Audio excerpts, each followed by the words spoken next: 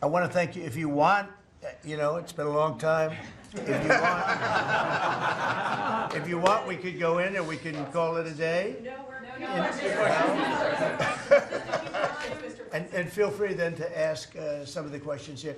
Look, I believe in very open, we want to be open, above board. We want to be honest with the media. I wish the media was totally honest with us, but I think they're getting better, to be honest with you. And so we'll see. But if you want to take a few questions, you really on a serious note, when it comes to Fed Governor Lisa Cook, her lawyer has said that they're going to be filing a lawsuit challenging this legal action.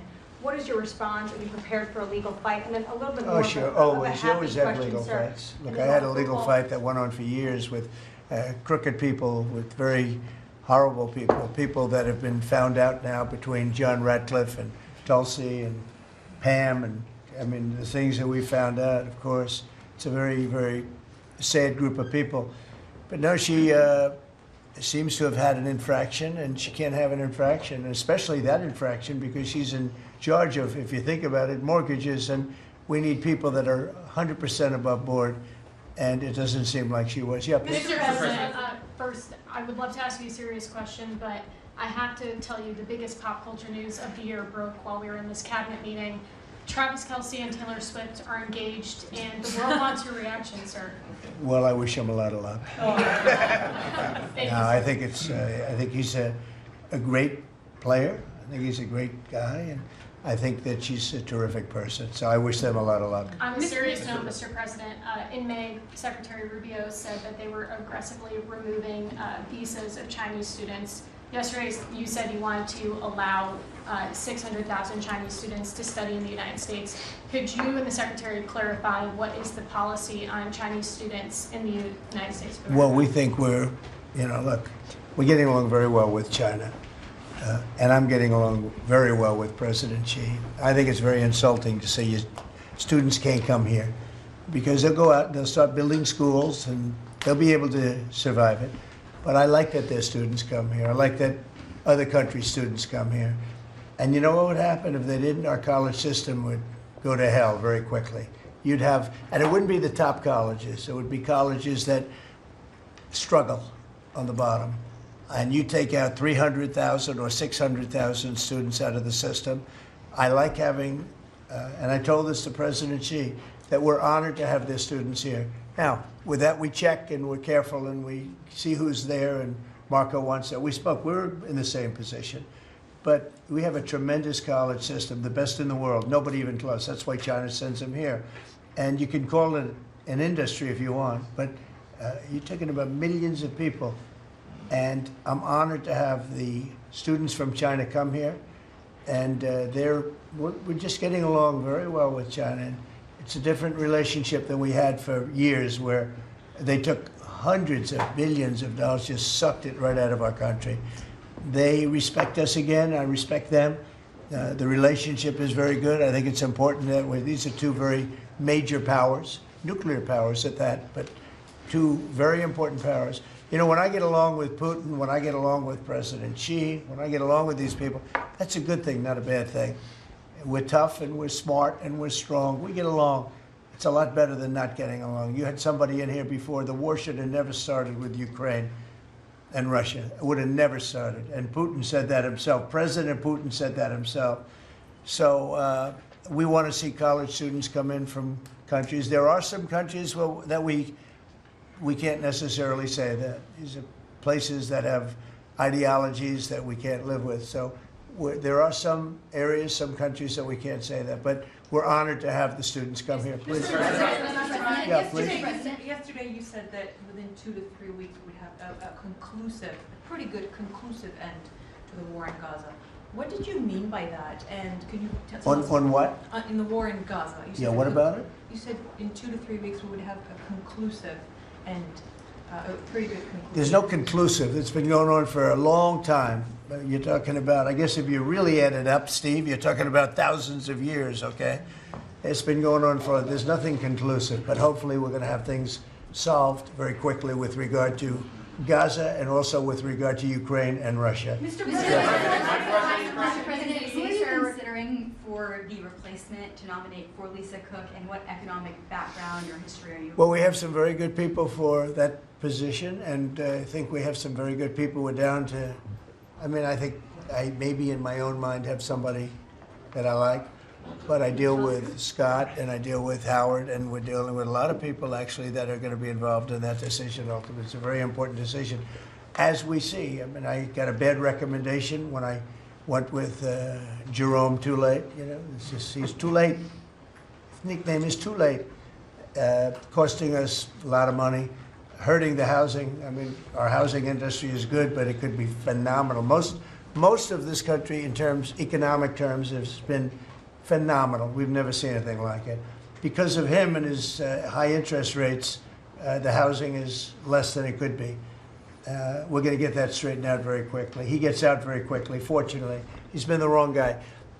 Not a bad person, I don't think, but you know, I do think he has motives, by the way, but I don't consider him. I've dealt with worse, but he hasn't done the job. The recommendation from a certain person was not a great recommendation. That person vouched for him, but we're doing a very careful study. We'll see what happens. Look, we just put a very good man in one position.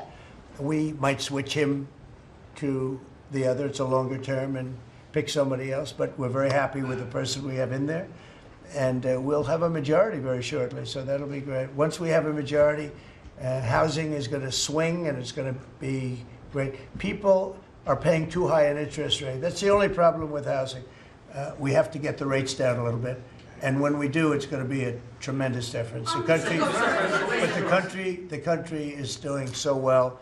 It sort of blows through the fact that we have a man who's too late and not doing a very good job. Please, in blue. Mr. President, regarding crime in D.C., something that might help especially ladies is being able to carry. I know you've talked about reciprocal carry. Would you like for that to apply here in Washington, D.C.? When you say carry, I assume you're talking about carry what we're talking Concealed about, right? or, yeah. In other words, carry a gun. Is that right? Would you like to carry a gun? I would like to, yes, sir.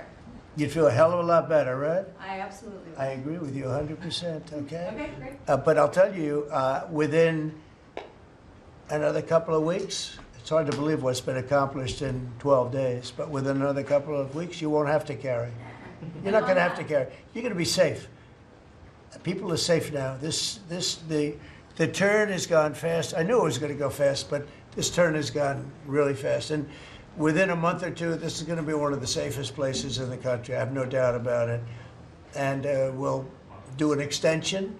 We'll work with Congress, or I could declare an emergency, but I don't think that's going to be necessary. And We'll to work with that, Congress. you've got We're going to be working with Congress. I spoke with our great speaker, and I will be speaking to John Thune, and we're getting tremendous support from Congress, especially maybe here. Everybody wants to see our capital be great. Could say be great again. You know, it's such a beautiful place, but if you have crime, nothing looks beautiful. So, but you won't need to carry a gun, but if you do, Well, I would like It's to gonna be have your the choice. option, just in case. well, a lot Sir, of people feel that. Also in other blue cities, you've got Karen Bass in Los Angeles, Brandon Johnson in Chicago. It seems to be very popular here, the fact that people can walk around, go to restaurants, shop, not Yeah. have to worry about their safety. If blue city mayors oppose those efforts in their cities, do you anticipate that Democrat voters are going to take it out on them at the I think so. I think that crime is going to be a big thing. And we are the party, the Republicans are the party that wants to stop crime. We're against crime. The Democrats like crime. I don't know why. I mean, we talk about common sense. I think I got elected on talking about common sense. The border, we have to have a wall. We don't want transgender for everybody. We don't, as I said before, we don't want to have men playing in women's sports. I mean, you see the difference. Weightlifting. Take a look at weightlifting. Take a look at long distance running, where a runner came in 5 hours and 14 minutes ahead of another runner, both champions. One male, one. It's not fair. It's demeaning to women. It's so bad. But they have another one, and I think this is the beauty of them all: crime.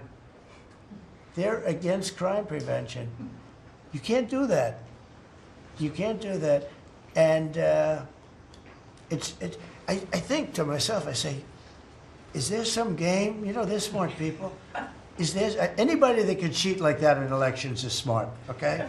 And there's never been in history anybody that could cheat like that. They're smart. they're brilliant in many ways. I say, is there some trick to this? When they say, Trump is in Washington, D.C., stopping crime. He's a dictator. And people are being mugged like your brilliant associate here. I don't know how you're alive. I mean, based on that story, you got very lucky. He didn't just go, all he had to do is this, right? And, it's pretty amazing. So we have something. I think we have two things. I think what Bobby was talking about with respect to drug prices is unbeatable. Nobody else could have done it but us. And I think that crime will be the big subject of the midterms and will be the big subject of the next election. Think of it. They are, instead of saying, Trump's right about crime, it's really bad in Chicago. You have a guy in Illinois, the governor of Illinois, saying that crime has been much better in Chicago recently, and Trump is a dictator. And most people say, if you call him a dictator, if he stops crime, he can be whatever he wants. I'm not a dictator, by the way, but he can be whatever he wants. I think it's going to be a big subject for the midterms, and I think the Republicans are going to do really well. They called it a trap. This Democrat consultant, they said, he's put him in a trap again, because these are all traps. 80-20, but they're not 80-20. They're almost 100-0, all these issues. But I would say that crime is stronger than men playing in women's sports. I think it's stronger than transgender for everybody. It's transgender for everybody, according to them. It's stronger. Of course, this is the cause of it, open borders. Open borders gave us a lot of this crime. So, so they're sort of on an equal footing, I guess. But crime is going to be a very big subject. And you know what he should do if he was smart?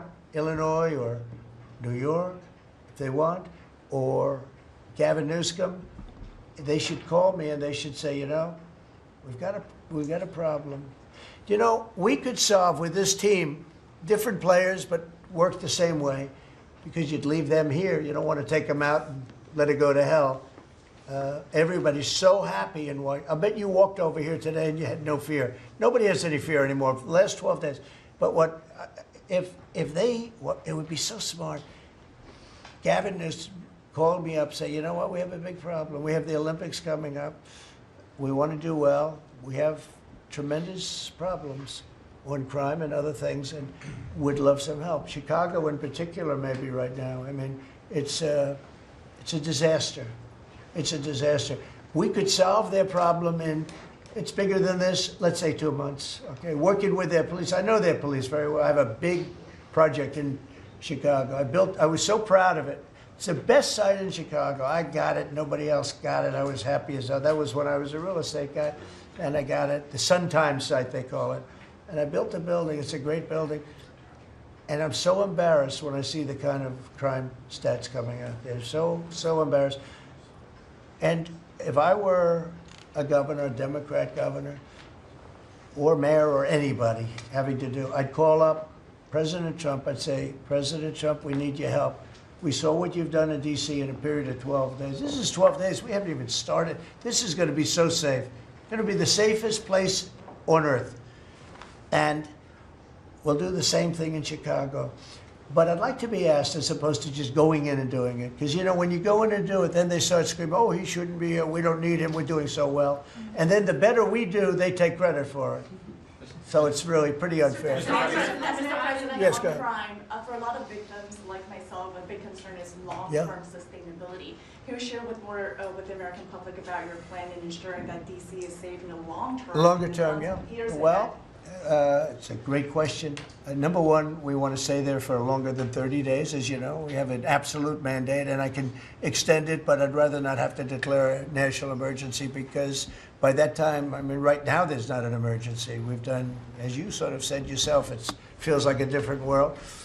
We've got under arrest and prosecution, and we've thrown out, taken some, and we're in the process of taking hundreds out of our country that shouldn't be here. And these are hardcore professional criminals. They were born to be criminals, in my opinion, but they're seriously bad people. Murderers, drug dealers, you know them all. You see them all as you walk beautifully to work, and every once in a while somebody puts a gun to your head, because that's what happened in your case. We're getting a lot of them out of the country. We're putting a lot of them in prison because we're afraid to bring them out of the country. They could come back. You know, as good as we're doing, they could come back. We don't want them back. And that's going to solve a lot of it. We also think there should be a presence here for long enough. We should also work with our police department, because you have very good police here. Very good. We're working very well with them, by the way. And we have to work together for a while. We have some people that are very tough and very strong working with the police. They're going to be able to handle it. And you know what? If it gets a little bit bad, a little bit, just a little bit, I'll bring them back in and we'll straighten it out and we'll make it perfect. You're going to be so safe in the city. And you're going to have the city beautified. We're going to be giving out, we're working with Clark, as you know, construction. They're the biggest. They're working with me also. We're building a beautiful ballroom for the White House. They've been after it for 150 years, employs a lot of people. It's going to be as beautiful a ballroom as has ever been built. And Clark is the big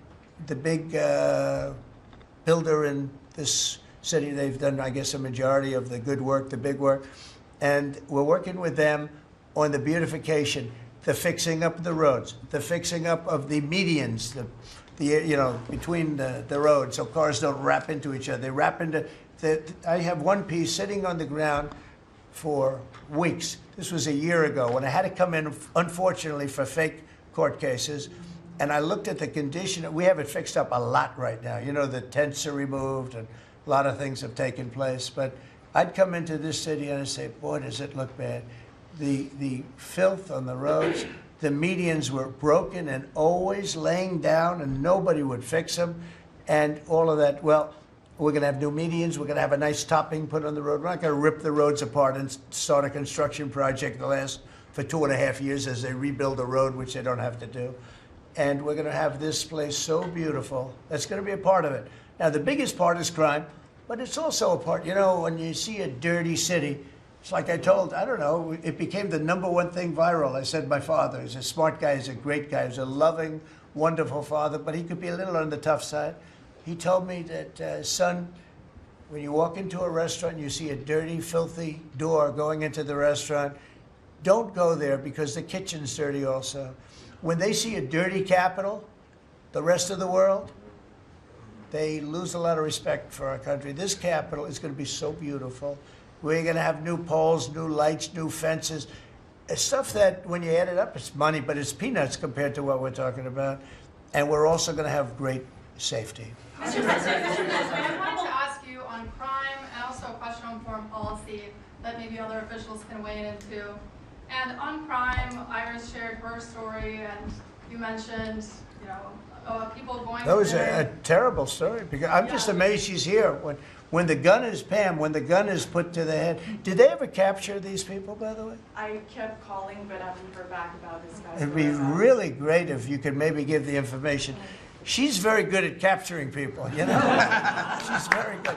If you could give that information to Pam, would be great. Would you do that? Yes, All will do. right. Thank Wouldn't you so you'd much. love to see them? I would assume you'd like to see them captured. For sure. You yes. can't. You Been just waiting can't. for years. Yeah, take a good look at that. So, Go ahead. So go ahead. Just a few weeks ago, I was out to dinner with my husband, and you know, we're taking the metro back, and then we get attacked on the metro. They're throwing things. Some teenagers, you know, they're throwing liquid at us. Oh, they're throwing things. They throw. How about where they chop down the granite curbs and the concrete curbs? But the granite curbs so expensive. You know, those granite curbs, nobody uses them because they're so expensive. And you see a guy chopping them and handing out big chunks of them like a brick, because they couldn't get in because people were stopping them from walking out. A little bit unusual when you're walking with a bag of bricks. Generally speaking, Sean, that's not a good sign. Right? That's not a good sign. But they now come in with hammers. They can disguise a hammer, and they start pounding the concrete and the granite, and they hand out chunks. And those people take those chunks and start throwing them at cops, or they stand on the top of bridges and they drop them down into the windshield of your car, and you get killed running into a light pole. It's those days are over. I wanted to ask you, Governor Hochul, Kathy Hochul said that she spoke to you on the phone, and you said you might send National Guard troops to New York. You mentioned that. So will you? I'd love to do it if she'd like. I get along with Kathy. If she'd like to do that, I would do it. See, look, New York has difficulty like other, and I don't want to make this I want to make this like friendly, but the places we're talking about happen to be virtually all Democrat run. Now, take a look at your 25 places that are most troubled. Everyone, except maybe one, and it's way back in number 24 or 25, but essentially 25 out of 25 are run by Democrats, and cashless bail was a disaster. When they did that, and I believe it was instituted first in New York, but when they did cashless bail, that was a tragedy for this, because that's when it really started getting bad. When somebody kills somebody, you don't say you can come out, you don't have to put up anything. You put that person in jail and you find out whether or not it's true, but you don't give cashless bail with a promise to come back in a couple of months, we'll start talking to you. Because they go out and they kill other people, and you can't do that. The cashless bail has been, it's just a woke thing. It's got to stop. You see that, Christy, better than anybody. It's got to stop. It causes unbelievable, and we're doing that. We're stopping it in D.C. I would love to have the governor of Illinois call me and say, look, we have a problem in Chicago. We will stop that problem in Chicago in 2 months, maybe less, 2 months. We'll stop it. These are tough cookies we have working for us. These are tough cookies. These are not politically correct soldiers that I won't go into definitions of what that means, but these are not politically correct soldiers. These are rough guys. I watched it last night. I see it. I saw them the other day when we went down and we spent some time together with them. These are tough cookies. These are not people that you're going to laugh at and spit in their face and they're not going to do anything about it. And these people, they're afraid. These gang members who are bad people too. These are bad. These are just bad people. Ours are bad, but they're bad in a good sense, right? You don't understand that, Scott. And we can solve Chicago in 2 months. Now, then, as per your statement before, we have to keep it going, and we'll be able to keep it going. The first thing you have to do is get it down. We are very close to being at that position in D.C., and within a month, we will be, within a month from when we started, which is quicker than I thought, you're going to feel very, very safe. I think you feel very safe right now. But I would love it to have these governors, mayors call me and say, we'd like to invite you into our community because we have a problem and you can handle the problem and we can't. One other thing, sanctuary cities, they should be terminated. They're sanctuary for criminals. They're safety and security for criminals.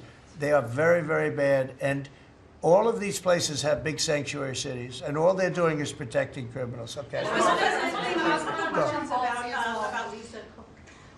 You have spoken out very strongly for a long time about what you see as the weaponization of government. Yeah. Is your administration weaponizing No. government by digging into the mortgage records of officials you don't like? No, they're public. I mean, you can find out those records. You can go check out the records yourself. And you should be doing that job, actually. You wouldn't do that because that's not the kind of reporter you are. But you should be doing that job. I shouldn't have to be doing it. If you did your job properly, we wouldn't have problems like Lisa Cook. Go ahead. You were going to say something? So would you be trying Go. to fire Blue? Lisa Cook if she had voted to lower interest rates? On national Please. security. I think we have to have lower interest rates, yes. A follow-up question for you and Madam Attorney General on national security. We've heard from Stephen Miller yesterday in the Oval Office that there are street criminals here in D.C. who are actually found to be doing business with transnational criminal cartels. That's right. overseas. And we know who they are, and we know who they're doing business with. And we're arresting the people, very strongly arresting, and we're keeping them there because, you know, your laws here make it very difficult. And one of the other laws we're trying to get done, because you have 14-year-old kids that are just as tough as a 25-year-old kid, just as dangerous, and they carry the same gun. And we have to make a provision where they're treated like older people, because these are seriously tough, bad. They're children, but they're criminals, and they're really bad criminals. And they're used by older people because they never get charged because you can't do anything to them. But we are getting that change, Pam, I hope, because you have 14-year-old kids that are evil, they're sick, and they have to be put away. Something has to be done, because you can't have a society where they're allowed to walk the street. You know that better than anybody. Mr. President, on your way to Alaska. I can't believe it. You're not tired holding that? Look I have at a this. few more questions. How strong are you? How strong are you? Look at him. He's been holding that thing for 3 hours. You're a good fisherman. Well, I should give that a shot. Go ahead. On the way to Alaska, you had mentioned that there would be severe consequences if Vladimir Putin did not agree to a ceasefire. Yeah. After that summit that was rolled back, given the negotiations, is he back on the clock now? I want to see that deal end. It's very, very serious what I have in mind if I have to do it, but I want to see it end. I think that in many ways he's there. Sometimes he'll be there and Zelensky won't be there. You know, it's like, who do we have today? I got to get them both at the same time. But I want to have it end. We have economic sanctions. I'm talking about economic, because we're not going to get into a world war. I'll tell you what, in my opinion, if I didn't win this race, Ukraine could have ended up in a world war. We're not going to end up in a world war anymore, but it would have ended up possibly in a world war. That would have been they were ready to trot. But just like India and Pakistan, we're going to end up in a nuclear war if I didn't stop them. You know, it's sort of strange. I saw they were fighting. Then I saw 7 jets were shot down. I said, that's not good. That's a lot of jets, you know. $150 million planes were shot down. A lot of them, 7, maybe more than that. They didn't even report the real number. I'm talking to a very terrific man, Modi of India. And I say, what's going on with you in Pakistan? Then I'm talking to Pakistan on trade. I said, what's going on with you in India? And the hatred was tremendous. Now, this has been going on for a hell of a long time, like sometimes with different names for hundreds of years. But I said, what's going on? I said, I don't want to make a trade deal. No, we want to make a trade deal. I said, no, I don't want to make a trade deal with you. You're going to have a nuclear war. You guys are going to end up in a nuclear war. And that was very important to them. I said, call me back tomorrow, but we're not going to do any deals with you, or we're going to put tariffs on you that are so high. You were there, Howard, right? Yeah. You're going to put tariffs on you that was so high, I don't give a damn, your head's going to spin. You're not going to end up in a war. Within about 5 hours, it was done. It was done. Now, maybe it starts again. I don't know. I don't think so, but I'll stop it if it does. We can't let these things happen. The Russia-Ukraine situation, last week, 7,012 soldiers, 7,012 soldiers died. They were Russian, they were Ukrainian, they weren't American, so a lot of people would say, what do you care? They're not American. I care. They're 12,000, over the last couple of weeks, over 12,000 people died in like in 2 weeks. You know, we're talking about crime where somebody's killed here or somebody. Think of it, you have your son leaving Russia, leaving Ukraine, their little house, wherever they live with their parents, they're waving goodbye, just like our parents would wave goodbye. And they're waving goodbye, son. And then a week later, his head's blown off in a stupid war by a drone, a whole new form of military problem. So, no, I'd like it to stop. I want to get it to stop. And it will not be a world war, but it will be an economic war. And an economic war is going to be bad. And it's going to be bad for Russia, and I don't want that. Now, I have to also see, because not everybody, you know, Zelensky's not exactly innocent either, okay? You know, it takes 2 people to tango. And I say it all the time. You got to get them together. I get along with Zelensky now, but we have a much different relationship, because now we're not paying any money to Ukraine. You know, stop that.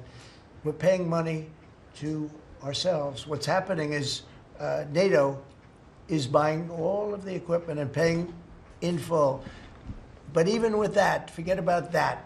I want to get it stopped, because it's a lot of lives that are being lost. Every week it's 7,000, 5,000, 6,000. I get the reports, and I see battlefields. I'd rather not see them. And you know, you read about Gettysburg. You read about Gettysburg, and you see, you know, those 600,000 people. But in that war in particular was really bad, like 150,000 or something, just dead body. I'm seeing the same. I see pictures. I see satellite pictures of heads over here, arms over here, legs over here. And this is like a modern age. It's no different than the worst wars that I've ever seen. And if I can stop it because I have a certain power or a certain relationship, I had a very good relationship with President Putin. Very, very good. That's a positive thing again. And I think I'm probably the only, Steve Witkoff would tell you I'm the only one that can solve it. I don't know. He's told me that a few times, unless he was saying that just to build up my ego, but it's not really. I have no ego when it comes to this stuff. I just want to see it stop. Thousands of young people, mostly young people, are dying every single week.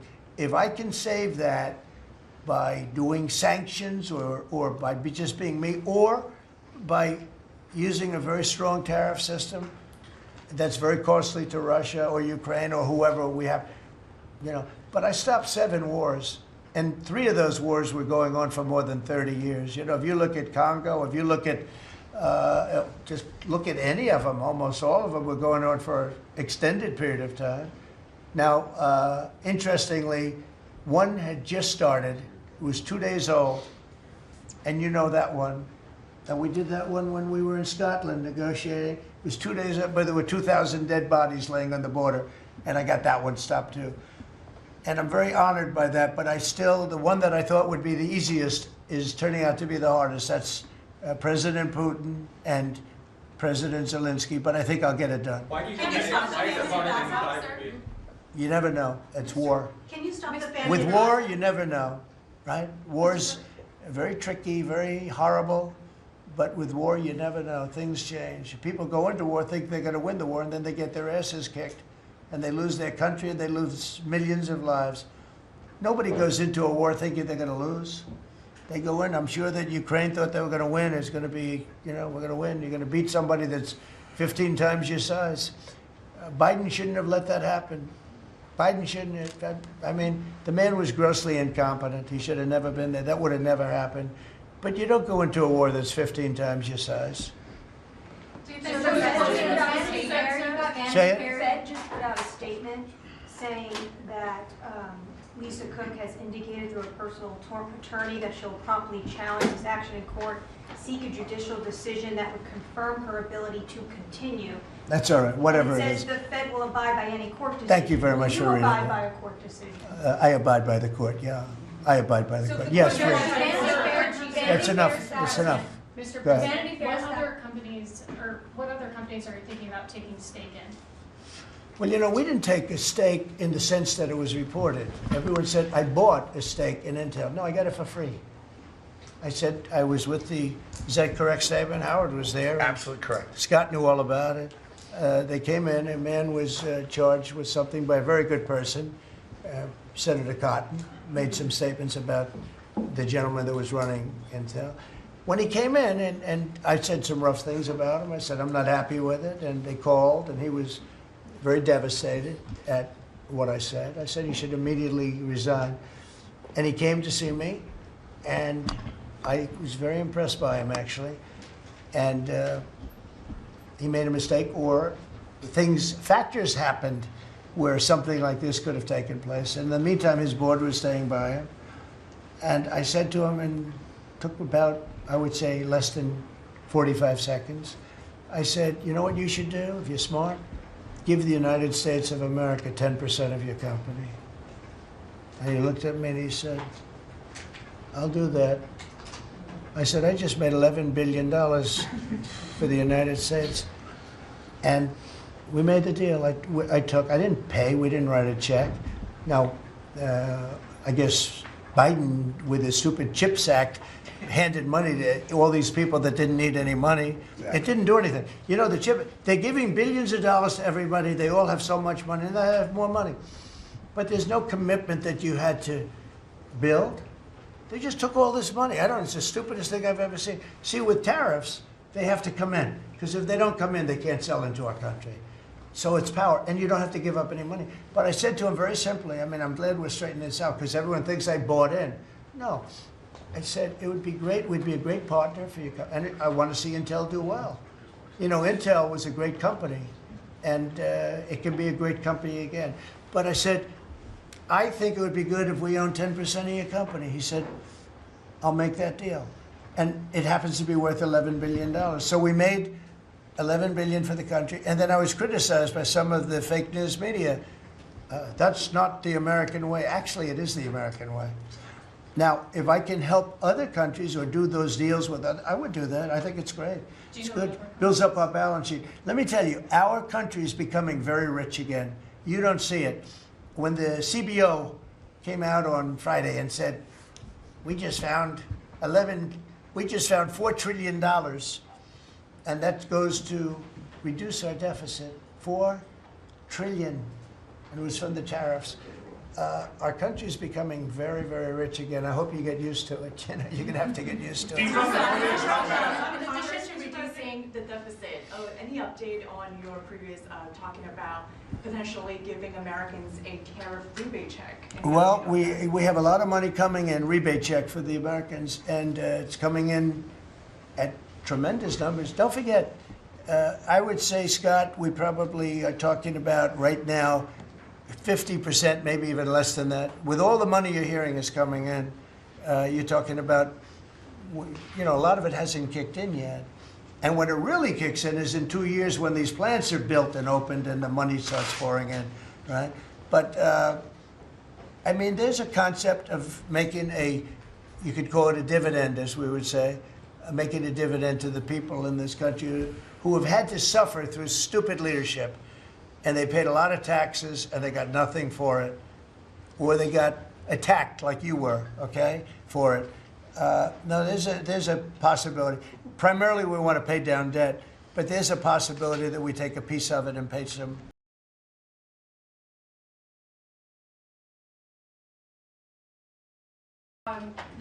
This past weekend, Sergei Lavrov was saying that Putin will not sign a peace deal with Zelensky because Russia views him as illegitimate. Just wondering if the Russians have been relaying this to your team, if they view Zelensky, you know, as a leader worth signing a peace deal with, if they will. Doesn't matter what they say. Steve can answer, but I can answer too. Doesn't matter what they say. Everybody's posturing. It's all bullshit, okay? Everybody's posturing. Steve, do you have a different answer? I agree with you, sir. In this city, there are 500 people short of the police department, police. In New York City, it's 3,000. In Chicago, it's 1,300. Would they have had to bring in troops from the National Guard if the police departments in this country were fully staffed? Defund the police. How bad did that turn out for America? It's an interesting question. I was surprised when I heard how many police were here. It's not a really big area, and I think they said they're down to 3,200 police or something like that. I said, that's a lot of police. And I was a little bit surprised, because to me that's a big force. And it's not a big area, but it is what it is. There's a lot of crime. You have a lot of, don't forget, you have a lot of police that weren't allowed to do their job. When I came in, as you remember, we made tremendous strides in a little conflict that we had going at the time, because I allowed our military to make the decision. I said, you can make any decision you want. I gave it to the colonels in the field. I gave it to the captains in the field. You remember that, where everything went through Biden, meaning one of the people, and everything went through Obama before him. Everything went through. They had to make the decision as to whether or not to attack the Taliban. So they'd find 30 people together, they'd call up Washington, and they'd go to a political hack who knew nothing about it. My first night, I got that same call. Like, they called me, and they said, we have I got a call at 3 o'clock in the morning, because I listened to their system, and they were calling me, and they were asking me whether or not they could attack a group of people having to do with you-know-what war I'm talking about. And I said, I know nothing about this. Wait a minute. And then I said, who is he? Let me speak to the people calling. They're calling from Afghanistan. And I said, let me speak to the people. I want to speak to them. And it was a colonel. I said, where'd you go to school, Colonel? I went to West Point, sir. Were you a good student? I was, sir. I was a very good student. So you're calling the White House to ask for permission to attack. And by the time you get the answer, how long does it take? Sometimes 2 or 3 weeks. So by the time you get the answer, the people that you want to attack have already left, right? He said, how did you know that, sir? I said, let me ask you, so you're a good student, you went to West Point, and you love the military, right? Yeah. You make the decision. And I gave all those guys that went to all these great schools, and they're all military people, I gave them the right to make their own decision, and we kicked ISIS's ass. Don't forget, ISIS was supposed to be, was supposed to take 5 years to terminate him, and we had a man named Raisin Kane, who happens to have done the whole thing in Iran. He's a great general, and he's a wonderful guy too, believe it or not, but he's a great soldier. We let them do their work, and we defeated ISIS. We defeated everybody. Every fight that we had militarily that I had, I won. And I let these great soldiers do some make a mistake, I guess. But like this colonel, I'll never forget it. Where did you go to school? I went to West Point, sir. I did ask him a question. I like good students as opposed to bad students. He said, I was a good student, sir. And I said, you do what's necessary. And, you know, I don't want to sound overly vicious, but he wiped out the entire group of very bad people that want to kill us. So you have to let them do their job. In Washington, they're not allowed to do their job, okay? They're not allowed. You have great police. You have great police, but they're not allowed. Hello. Go ahead. On Congress, Mr. President, would you be open to a year-long continuing resolution? I'm always open to whatever is necessary. Look, here's the problem in Congress. You have Democrats that will never vote for anything. I could say that we're going to lower your taxes by 50%.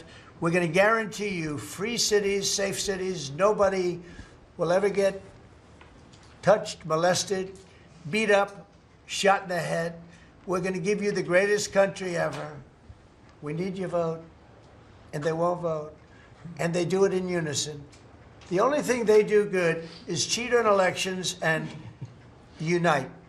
You know why they unite? Not because they're good or they're loyal people. They unite because they're afraid. They're afraid of the radical left. And you can't get their vote. So we have a vote coming up at the end of September. And I think we're going to pass it because we have the majority. And I think almost every Republican will vote for an extension. Because no matter what deal you make with these people, look at Schumer. He made a deal a year and a half ago. And after making the deal, he's been almost run out of the party. He's not the same man. He's not the same man. He's finished. He aged 20 years. He's become a Palestinian, by the way. We call him our great Palestinian senator. But Chuck Schumer, and I wrote him a letter. I said, Chuck, that was really great. Thank you very much. And somebody gave the letter to the press, not me. And he was destroyed because they thought I was being sarcastic, and I wasn't. He made a great decision. It kept our country open. It was a positive. But you can count on almost no vote. I mean, I see things. I'll give you an example, crime. So we're going to pass a bill to stop crime. We may not get one Democrat vote, okay? We may not get one. So when you say continuing resolution, I guess so, and it's going to be passed exclusively by Republicans. On farm Mr. President, visas, why do you use you mentioned in Iowa that you wanted to see some changes to the H-2A visa program for farm workers. Right. You mentioned in Iowa that you want to see changes. Do you want to see that before the fall harvest? Well, I love both groups, and we take care of our farmers, and we also take care of the people that want bad people out of our country. And we're working on something that's going to work really well. We take care of our farmers, but we also have to take care of those people that voted for me because they don't want criminals in our country. And we're working on something where we can take care of both. Mr. President, you were talking about the CBO report that 2 of your cabinet members were talking about. I remember back on Liberation Day, many of us reporters covered your detractors, people saying that it was going to explode the deficit and therefore explode the debt. Who all has called you to say I was wrong? That's very good. You know the answer to that. Okay, yeah, please. Mr. President, Governor Pritzker said yesterday that he, at a press conference, that he would encourage nonviolent resistance to the National Guard if they were sent to Chicago. What's your response to that? He said what? That he would encourage nonviolent resistance if the National Guard is sent to Chicago. Look, this guy doesn't know what resistance is or nonviolent resistance is. He's a bad politician. It's amazing. I mean, if he didn't have the money, he wouldn't get any votes because there's no compelling reason to vote for him. The guy's a major loser. But it would be nice if he would call me. I would change my mind immediately. He said, you know, because everybody knows Chicago is a hellhole right now. Everybody knows. It's not like he's saying, Chicago has much better numbers, right? Well, what's much better? You mean 100 people are going to be murdered? It's going to be much more than that. So I would have much more respect for Pritzker if he'd call me up and say, I have a problem. Can you help me fix it? I would be so happy to do it. I don't love, not that I don't have the right to do anything I want to do. I'm the President of the United States. If I think our country's in danger, and it is in danger in these cities, I can do it. No problem going in and solving, you know, his difficulties. But it would be nice if they'd call and they'd say, would you do it? And we do it in conjunction. Now, we work very well with the police because we naturally get along with the police. So the police and us work really well together, whether the mayor is opposed or whether, I mean, you have a really rotten mayor there too. He's got a 6% approval rating in Chicago.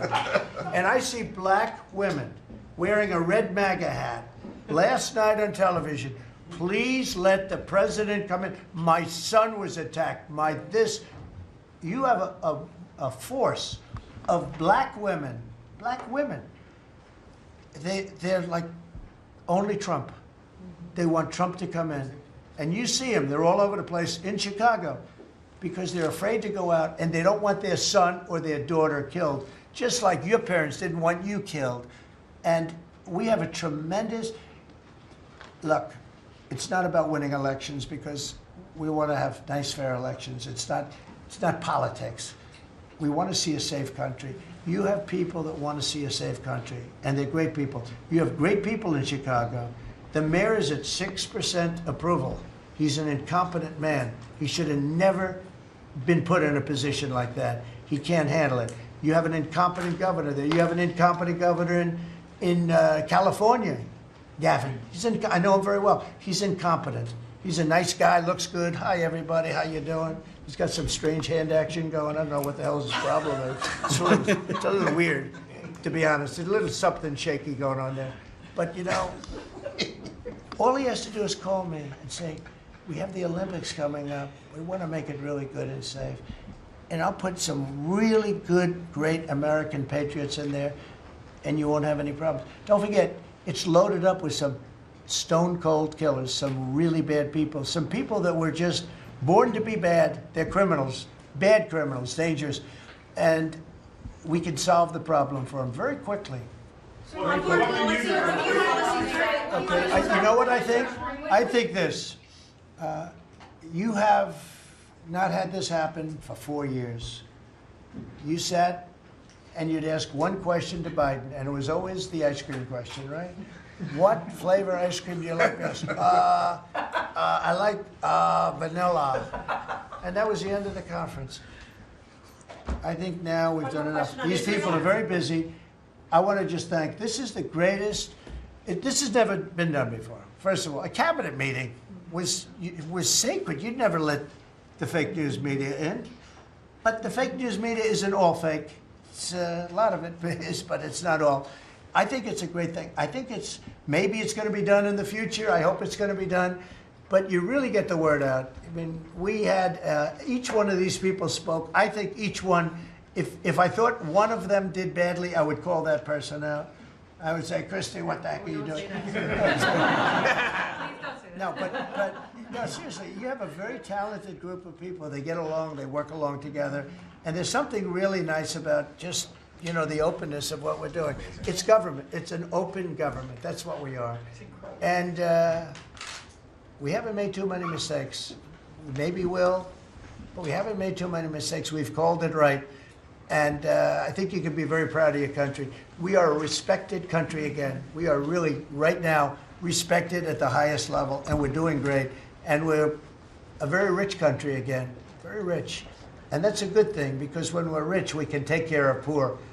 And that's what we're doing. And we're taking care of crime. And I hope, just in finishing, I hope that Illinois, I hope that New York, I hope that California, I hope they call me and they say, I'd love to have you come in and help us out. I will be a totally different person with them. I will respect them for doing it. Thank you all very much. Thank you.